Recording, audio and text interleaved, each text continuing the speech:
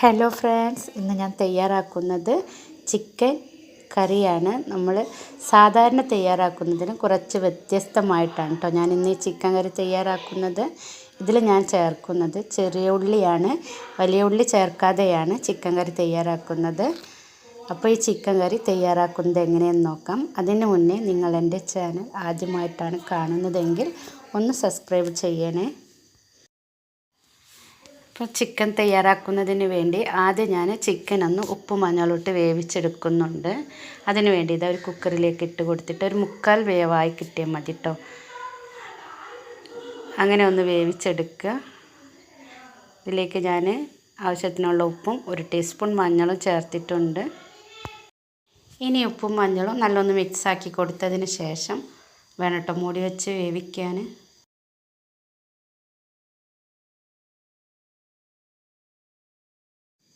ഇനി ഇതൊന്ന് വെന്ത് വരുമ്പോഴേക്കും നമുക്കിതിലേക്ക് വേണ്ട മസാല തയ്യാറാക്കണം. അതിന് വേണ്ടി ഇതാ ഒരു ചട്ടി ഞാൻ അടുപ്പത്ത് വെച്ചിട്ടുണ്ട്. ഇനി ഇതിലേക്ക് 2 ടേബിൾ സ്പൂൺ വെളിച്ചെണ്ണ ഞാൻ ഒഴിച്ച് കൊടുക്കുന്നുണ്ട്. ഇനി ഇതിലേക്ക് വേണ്ടത് 1 ടീസ്പൂൺ ഉലുവയാണ്. ഉലുവ ഒന്ന് പൊട്ടി വന്നതിന് ശേഷം ഇതിലേക്ക് ചെറിയ ഉള്ളി വട്ടത്തിലരിഞ്ഞത് 1 കപ്പ് ചെറിയ ഉള്ളിയാണ് ഞാൻ എടുത്തിട്ടുള്ളത്. ഇതിലേക്ക് ചെറിയ ഉള്ളി വട്ടത്തിൽ തന്നെ അരിയണം കേട്ടോ.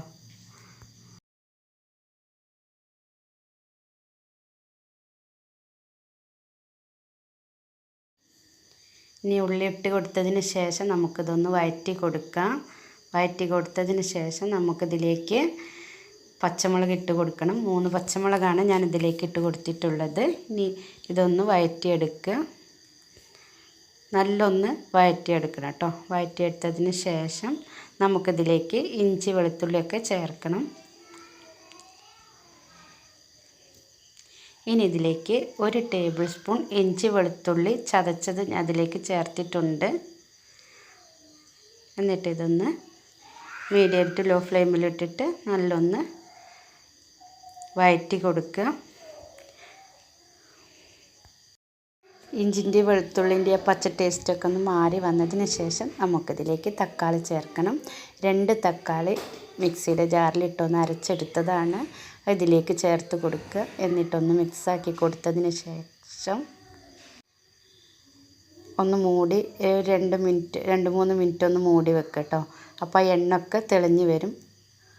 അപ്പോൾ ആ തക്കാളിയുടെ ആ പച്ച ടേസ്റ്റൊക്കെ ഒന്ന് മാറിക്കിട്ടും ചെയ്യും.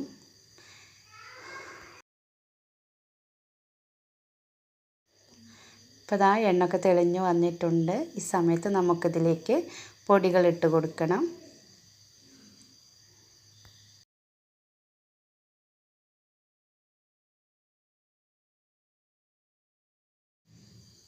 ഇനി ഇതിലേക്ക് ഇതാ 1 ടീസ്പൂൺ മഞ്ഞൾപ്പൊടി, അതിൻ്റെ കൂടെ തന്നെ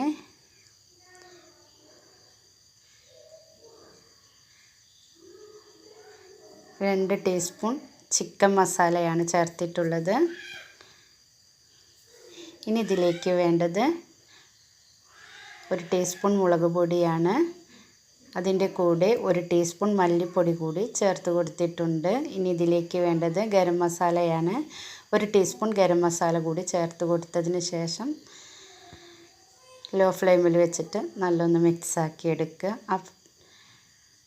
അതിന് ശേഷം ഇതാ നമ്മൾ നേരത്തെ വേവിച്ച് വെച്ച ചിക്കൻ ഇതിലേക്ക് ഇട്ട് കൊടുക്കുക. ഈ മസാലയിൽ നല്ലൊന്ന് മിക്സാക്കി എടുക്കുക കേട്ടോ.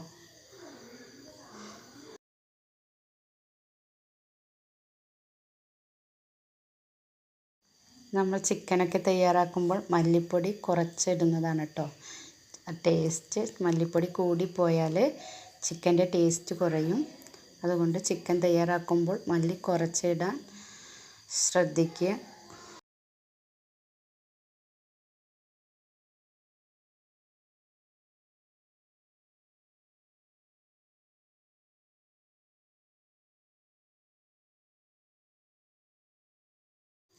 ഇപ്പോൾ ഇതാ നല്ല മിക്സാക്കി എടുത്തിട്ടുണ്ട്. വേവിച്ച വെള്ളം നമ്മൾ ചിക്കൻ നേരത്തെ വേവിച്ചപ്പോഴുള്ള വെള്ളം ഇറങ്ങി വന്നതാണ്, അല്ലാതെ വെള്ളമൊന്നും ഒഴിച്ചു കൊടുത്തിട്ടില്ല.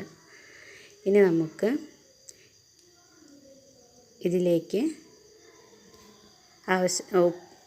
ഉപ്പ് വേവിച്ചപ്പോൾ ഇട്ട് കൊടുത്തതാണ്. മസാലയിൽ നമ്മൾ ഉപ്പ് ഇട്ട് കൊടുത്തിട്ടില്ല. അപ്പോൾ ഉപ്പ് നോക്കിയിട്ട് ആവശ്യത്തിനുള്ള ഉപ്പിട്ട് കൊടുക്കുക. ഇനി ഇതിലേക്ക് വേണ്ടത് 2 ടേബിൾ സ്പൂൺ തൈരാണ്. പുളിയില്ലാത്ത തൈര് വേണം കേട്ടോ ചേർത്ത് കൊടുക്കാൻ.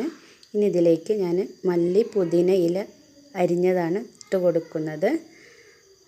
അത് ഇതിലേക്ക് ഇട്ട് നല്ലൊന്ന് മിക്സാക്കി എടുക്കുക.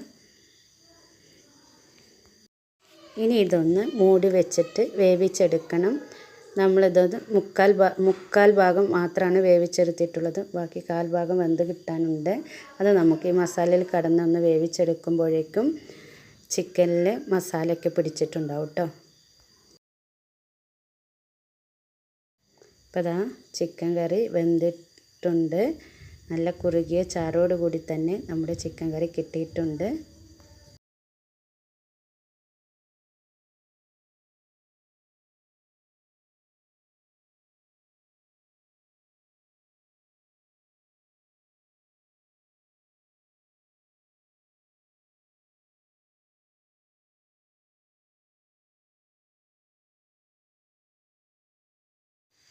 അപ്പോൾ ഇത്രയേ ഉള്ളൂ. നമുക്ക് ഈ ചിക്കൻ കറി ചോറിൻ്റെ കൂടെയും ഇതുപോലെ നെയ്ച്ചോറിൻ്റെ ഒക്കെ കൂടെ കഴിക്കാനും ചപ്പാത്തി പത്തിരി ഇവയുടെ കൂടെയൊക്കെ കഴിക്കാൻ നല്ല ടേസ്റ്റാണ് കേട്ടോ. അപ്പോൾ എൻ്റെ റെസിപ്പി നിങ്ങൾക്ക് ഇഷ്ടപ്പെടുകയാണെങ്കിൽ ലൈക്കും കമൻറ്റും സബ്സ്ക്രൈബും ഒക്കെ ചെയ്യാം കേട്ടോ. Thank you.